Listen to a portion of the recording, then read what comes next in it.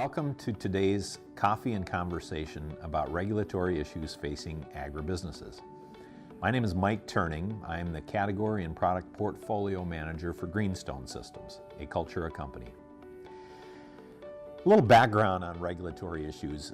I think it seems like with the new presidential administration here in the United States that regulations may be easing, at least on a short-term temporary basis. However, I believe that the consumer and market demand for information about how and where and what practices there are for the food that we eat and grow will continue to be an issue, and more information will be needed for that. So with those couple of things in mind, I'd like to cover a few different areas of regulatory pressure that we see in ag business. First off is hazardous materials. There have been regulations for some time on the management and transportation of hazardous materials like herbicides, pesticides, fungicides, things like that. And of course, you're responsible for making sure that when you put those on a vehicle for transport, you have the correct hazardous material safety data sheets in place for those. We here integrate to a couple of different providers for updated label information to help you with that. Another area is related to the containers that products like that are handled in, making sure that you track when those containers went into effect, when you got them, when they were filled, cleaned, emptied, taken out of service, etc., and the parties along the way for taking care of those durable goods containers that you have in your possession. So that's a little bit about hazardous materials. The second area is capturing data.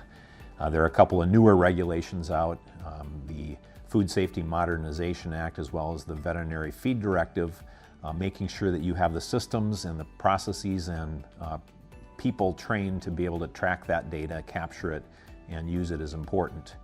And with Food Safety Modernization Act, of course, keeping in mind the one step forward, one step back traceability chain is important, along with knowing where the containers that are hauling commodities and other ingredients are coming from and whose possession they've been in is important.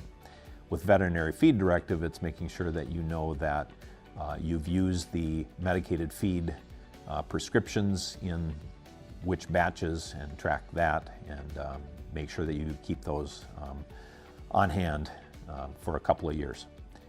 So that's capturing data. The third thing is extracting the data. Once you've captured the data, you want to make sure that you can extract it on reports and queries and other views so that you can use it for your regulatory reporting effort or mock recalls, things like that. Lastly, the fourth thing I'd like to mention too is protecting data. That has been a growing issue with all the attacks that we've seen.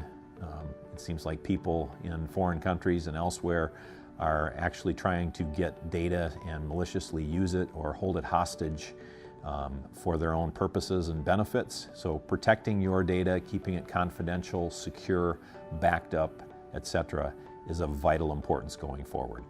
So those are the themes I see regarding regulatory issues facing agribusinesses today. Again, this is Mike Terning, Category and Product Portfolio Manager for Greenstone Systems. Thank you for joining me today for our coffee and conversation about regulatory issues.